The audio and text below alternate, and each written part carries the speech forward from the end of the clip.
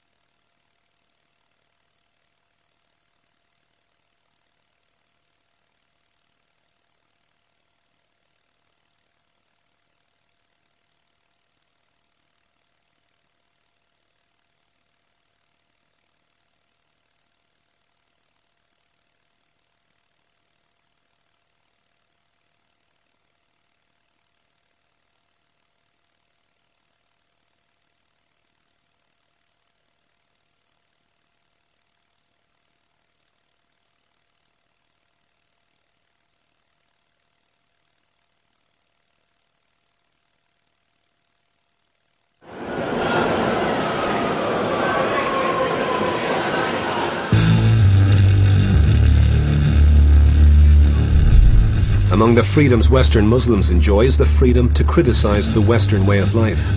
But criticizing Islam can get you in big trouble, especially if you are born a Muslim.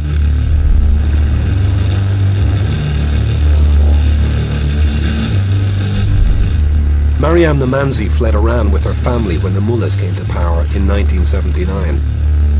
Now she fights for the separation of religion from politics, and she speaks out strongly against Western concessions to Islamic doctrine. For all the talk of freedom of speech in Europe, Mariam feels the need to live in hiding somewhere in London.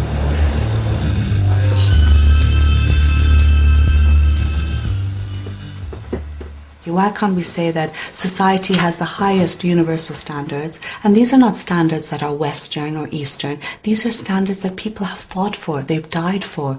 Movements across the world have fought for basic rights like secularism, separation of religion from the state.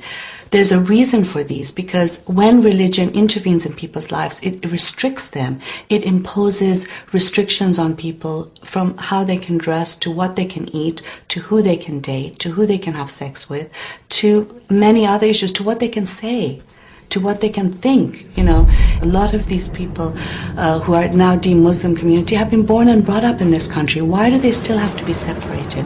Why do they still have to be considered a separate part of the society? They are equal citizens before the law, under the law. And I think that's the way to integration, rather than saying, well, we'll take on board your view. Well, that's the whole problem with cultural relativism, and why we're in the mess today that we are, is the fact that everything is equal, nothing is right, nothing is wrong. You believe in honor killing, well, that's your belief. You believe in female genital mutilation, that's your belief. No, I'm sorry. At this point, I'm struck by a troubling thought. Europe seems hopelessly divided by the challenge of Islam. One voice says we have to defend Western freedoms against religion.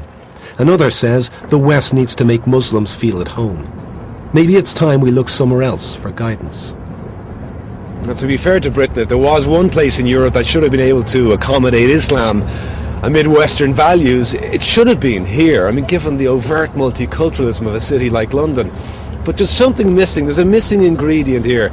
And perhaps, ironically, the place you start to look for those missing ingredients is a place that should be, in the current world context, the biggest enemy of Islam. That's the United States.